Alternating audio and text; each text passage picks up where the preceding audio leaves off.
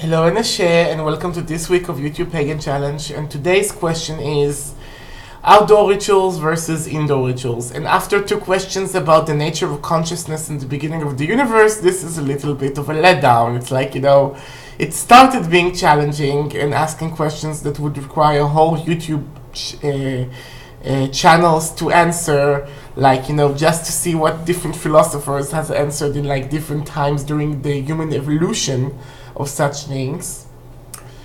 But today the question is very plain. It's like outdoor rituals versus indoor rituals. And it's it looks plain, but it has a little bit of a catch in it.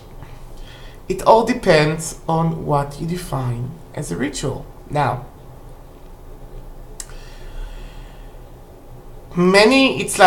people, I had this thing a few days back, and there was this dude that was separating from this girl, and it's and he told me, I have officially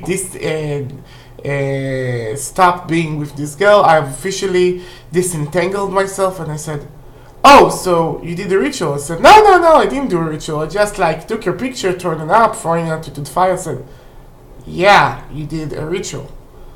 And in his mind, doing a ritual was going outside, casting a circle, giving an offering to the gods, making all official. The word of a ritual and doing something official with other people while preparing is part of the definition of a ritual. But actually, most modern philosophers and process studying people and psychologists agree that a ritual is something, it is an action that you repeat and you get the same results out of. Meaning, you brush your teeth every morning. That's a ritual. Okay? It doesn't have to be a giant ass religious ritual, but it's a ritual. Now, for me, I do both. I do outdoor rituals and I do indoor rituals. Indoor, I can do stuff that I can't do outdoor. Like, for instance, I can't take ritual baths outside of my house outdoors. I can't do some stuff with fire that I can do in my fireplace without worrying about nature catching on to fire on its own. I can't do nudity, do certain types of sacrifice. I can't do those outdoors. Okay? Now, a lot of times I have my daily observances, which is a personal ritual, and I do it at home. I do it I go to my altar, I light some incense, I pray to the deities, I light some candles. Okay, I give minute offerings to celebrate in my way the fact that this is the day of that Orisha. Okay? For instance, today is the day of the ethereals. Today is the day of Obatala, Ordmila, Boromu, Borosia, Nana Baruku, Yewa, and the Gungun. Okay? So today they all get an offering from me, and I wear my Obatala necklace. This is my daily necklace today that I wear with the Eshu necklace that I wear always. So I do my worship, okay? I finish with it, and I get on with my day. This is something that I do indoor. I can do this outdoor, okay? But having to sit around and worry that my incense won't burn the fields and the forests is a thing. It's an issue.